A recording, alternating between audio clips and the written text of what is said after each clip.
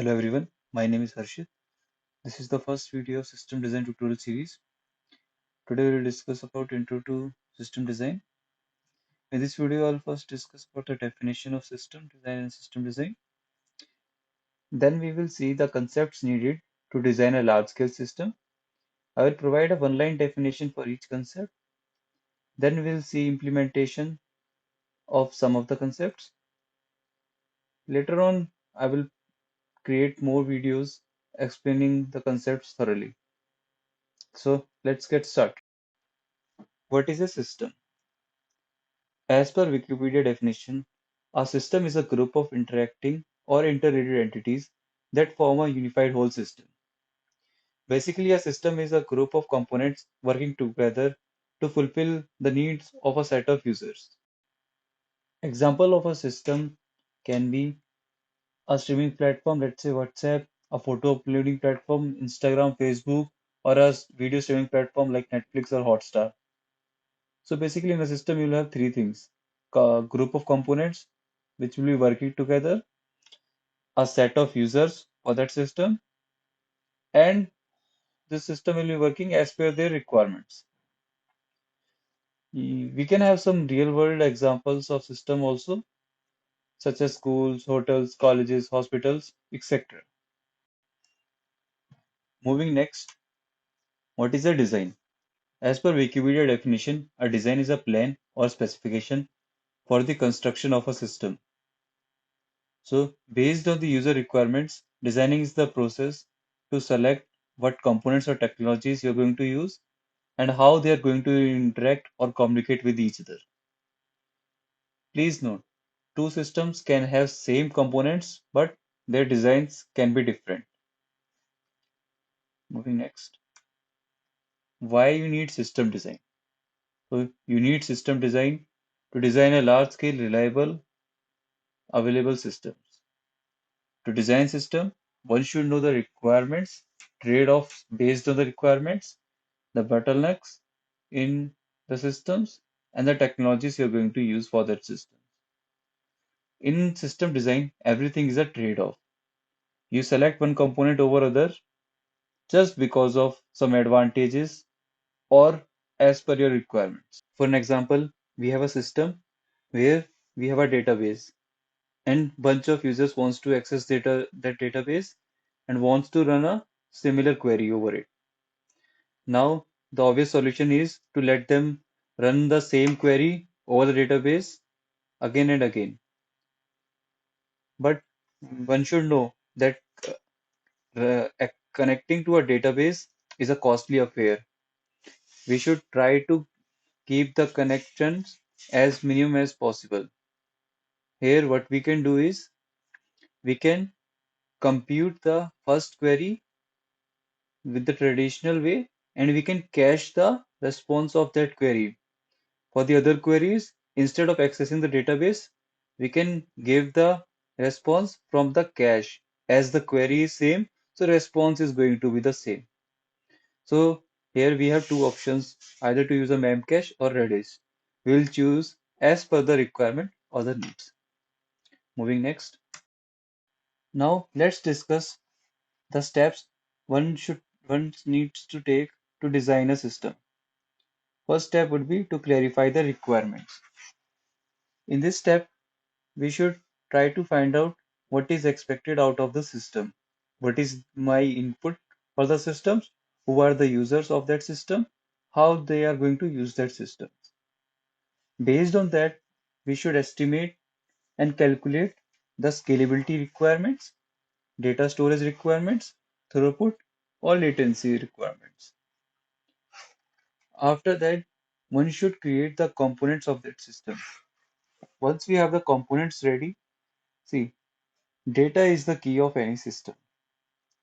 So, taking the example of a school, in the school, teachers and students are the data entities or the data models, which move around from class to class or staff room to class, which is called data flow. In computing world, it is done through message queues or any protocols. Data management is how do I want to manage the data in the system. Do I want the data in encrypted form or in any other form? Data storage means how do I want to store the data? Do I want to store it in cache or in data store or in any other place? Again, it is based on the requirements.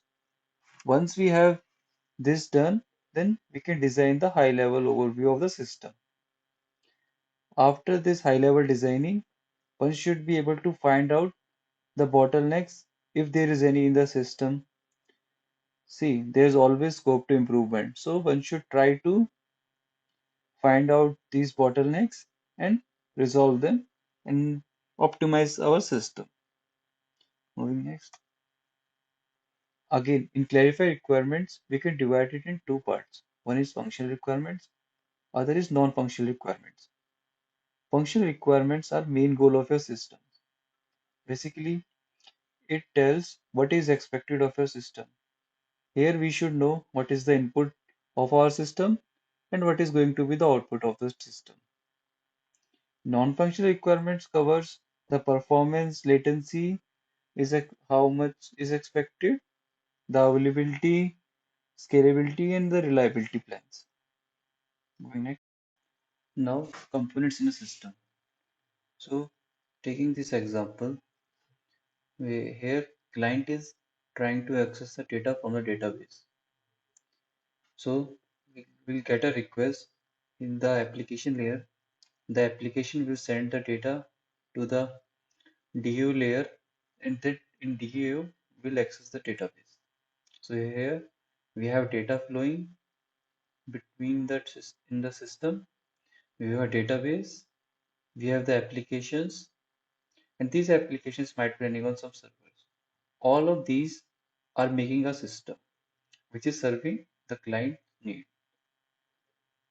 Data can be in these many forms, or databases can be a relational or NoSQL database. Again, it's up to the requirements and all these components. Now let's discuss some concepts one should know in order to design a large-scale system. First is scaling. Assume you have a system who is serving some set of users. Now, number of users increases. Your system is using some CPU, memory, or some hard disk.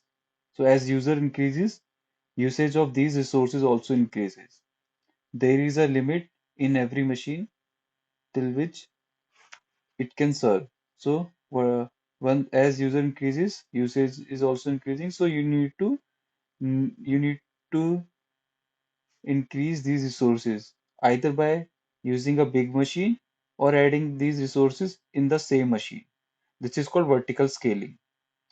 So other ways to bring a similar machine and using both machines in parallel to serve the load of those users. This is called horizontal scaling. Again, both have their own advantages and disadvantages. We'll discuss this in some other video. Next is CAP theorem. It is consistency, availability, and partition tolerance. Consistency means reading the most recent written data. Availability means guaranteed response. Partition tolerance means in a distributed systems, different nodes communicate with each other. If that communication breaks down, then still my system is available to serve the load. See, in theory, you can have either CA, AP, or CP, but mm, but we should always have this partition tolerance in our system. One should choose over C and A. We'll discuss CAP theorem thoroughly in some other video. Next is acid and base properties. Acid are atomicity, consistency, isolation, and durability. They are generally used with traditional databases, like our relational databases. Base is basically available soft state eventual consistency. they are used with NoSQL databases. Eventual consistency is that data is not consistent but will become eventually consistent after some time. Next is partitioning or sharding of data. Sharding means splitting a data onto many nodes. In large-scale distributed systems, we have multiple nodes serving the load. So to have so taking this for our benefit, if we have a very huge amount of data, what we can do? We can distribute these data, we can split the data and we can distribute on these nodes. Every node is responsible for some part of the data. It is done through consistent hashing. Moving next. Optimistic and pessimistic locking. This is used during transactions. So in optimistic locking, we don't actually acquire the lock. Just before the commit, we'll check if the data has been updated or not. We'll check the version of the data. It is better to use where we have more reads than updates or deletes. In pessimistic locking, we are pessimistic and we acquire the lock beforehand and then commit our transactions. Again, as you can see, it is choosing one is as based on the needs and requirements. Each has its own advantages and disadvantages. Next is strong versus eventual consistency. Just now we saw the eventual consistency. Strong consistency means reads will always get the latest right. Whatever data that you are reading from the database, it's always up to date. But there is a cost associated with it, which is high latency. Moving next, relational databases and NoSQL. See, nowadays we see everybody is using NoSQL databases. They are very popular. But don't just use NoSQL databases because everybody is using them. If your use case can be served through relational DB, one should use it because they provide asset properties. NoSQL databases comprises them. Sorry, NoSQL databases compromises them. But NoSQL scales better and high availability. So again, it's a trade-off. Moving next, caching. So we already discussed caching before. It is done to speed up the request to retrieve the data. Basically, it caches the previous responses of the similar requests. Caching is done based on the assumption that some data is accessed very frequently. One should know that caching can't always be right and it is not the source of truth. Also, it can't store everything. As we are storing the data in memory, there is a limit.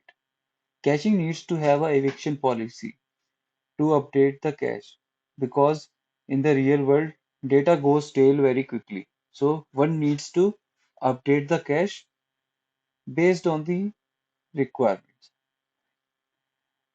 While caching, we'll get to know about these terms, cache hits and cache misses. Remember, remember, we have a indexing in SQL databases which is different. See, indexing means searching the data faster, but caching is retrieving the already searched data faster. Then we have data center racks host. One should know the latency uh, calculations to be done when data moves between across racks or host in a data center. One should also know about the CPU, memory, hard drive, and network bandwidth limits because using considering these limits in mind, one should try to optimize the system so it can have improved throughput and reduced latency. Next is HTTP versus HTTP2 versus WebSockets. Basically, HTTP is the request reply kind of architecture between client and server. After sending the response, connection gets closed. So when let's say you have a RESTful web service running. RESTful web services uses HTTP protocol. We call the server, and once server returns the output or sends us the response, the connection gets closed. But in WebSockets, connection does not get closed. That communication is bidirectional. So connection can only be closed if either server or client closes it. WebSockets are used to get the real-time updated data, while HTTP is used to get the old data or get the data only once. WebSockets are mostly used in trading chatting applications. You have noticed in the WhatsApp, like you are getting the responses without refreshing your UI. That is using WebSockets. TCP/IP model. TCP is Transmission Control Protocol. It has four layers, which is one is application, second is transport, third internet, fourth is network. Next is IPv4 versus IPv6. IPv has 32-bit addresses and IPv6 has 64-bit addresses. One should know about IPv routing. Next is TCP versus UDP. TCP is connection oriented and the connection is reliable. TCP is well established. It provides data packet ordering and it prevents data packet loss. It is used where every data packet is important. But on the other hand, UDP is non-reliable connection, but it is fast. Here, if even if we lose any data, it is allowed or permitted. UDP is generally used to stream the real-time data. Like you're watching a match on the internet, it might be using the UDP protocol. YouTube, Netflix, all these uses TCP. You will think why they are using TCP when UDP is fast. As YouTube, Netflix has the data already stored on their system, so they can buffer it. They can using buffering mechanism to make it look fast. DNS lookup, domain name server. So every request we make over the internet with a host name, say www.facebook.com, it goes to DNS server and then it translates it into IP address on which the server on which the request will be served. Next, HTTPS and TLS. TLS is transport layer security. Basically, HTTPS is HTTP with TLS. It is used to communicate securely or have a secure connection between client and server. Public key infrastructure and certificate authority. Public key infrastructure is used to manage a public key and digital certificates. Certificate authority is that trusted entity which tells whether this public key is from a trusted party or not. Then you have load balancers. They are being used to distribute the load over the servers. We'll learn them in other videos. Others are CDNs and Edge. CDNs are content delivery network. CDNs are used to reduce the latency and performance. Let's say you want to access a website and there are two users. One is in US, other is in India. It is possible the user in US will be served through the server present in the US and the one in India will be served using the servers in the India. So CDNs are geographically nearest available centers from where request will be served. So it helps in reducing the latency and increasing the performance and also user experience. edge is somewhat similar, but here the processing of the request takes place and the edges have their own dedicated network to the actual data center. Here, the calling the data center is fast because it is using a dedicated network. Going next. Then we have Bloom filters and count means case data structures. These are space efficient probabilistic based data structures. Bloom filters are used to decide if a element is present in a set or not.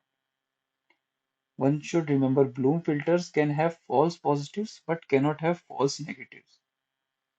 Count means catch is somewhat similar, but it is used to count frequency of the events. I repeat, it is used for the events. Next is Paxos algorithm. As you know, in distributed systems, we have multiple nodes or hosts talking to each other and serving the user, but there needs to be some consensus between them, which is done using Paxos algorithm. We'll learn all of this in other videos. Then one should know about design patterns and OOPs and solid principles. Then you have virtual machines and containers. Virtual machines is to virtualize multiple operating system instances which are being used using the same resources. Containers is a way to virtualize an operating system so that multiple workloads can be done on same operating systems. Containers are lightweight, that is why they are very popular and one should know about them. We have a very popular and useful pattern which is publisher and subscriber pattern. Publisher publishes the message, subscriber receives the message. In this model, it is guaranteed that the subscriber will receive the message definitely. Like you subscribe to a email chain and and I also subscribe to that email chain.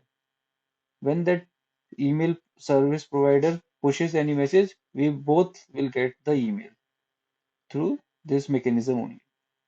Next is MapReduce. It is used to do distributed and parallel processing of the big data. Filtering and sorting of the data is done and size is reduced. We'll discuss this in other. One should know as everything is distributed, one should know multi-threading, concurrency, logs, synchronization, and CS. Java provides out-of-the-box implementations for these concepts, but other languages might not have it. So one should consider that in mind. Now let's see some implementations of some concepts. Cassandra. It is a wide column, highly scalable database. It is generally used to store time series data. It provides both eventual and strong consistency. It uses consistent hashing to shard the data. Remember, we heard this term in sharding concept. So, Cassandra uses many nodes working in a cluster. They use gossiping mechanism to talk to each other. We have MongoDB and Couchbase. They are the NoSQL database. For relational, we have MySQL. It provides full ACID properties and it scales very well as it uses a master-slave architecture. We'll discuss all of them thoroughly in other videos. We have already seen Memcached and Redis. They are the in-memory data stores. Zookeeper. So, Zookeeper is a centralized configuration management system. It is used by a cluster to coordinate between themselves. Let's say you have a cluster where many nodes are present. To help them coordinate with each other, we use Zookeeper. Kafka. It is fault tolerant and highly available queue. It is used for distributed PubSub model, Nginx and HA proxy. They provide load balancing very easily. Solar and Elasticsearch. These are the search platforms based on Lucy. They are highly available, fault tolerant, and very scalable. Then you have Blob Store, which is similar to S3. It is used to store big documents or big objects. Then you have a Docker. It is the software platform that provides containers inside which you can develop and run your distributed applications. Kubernetes and Mesos are used to manage these containers. Then you have Hadoop and Spark. Next. Yeah, thank you. We are done with our first video. As I already told before, I will try to make videos on these concepts and discuss them thoroughly. Please let me know if you have any suggestions and questions down below. Thank you.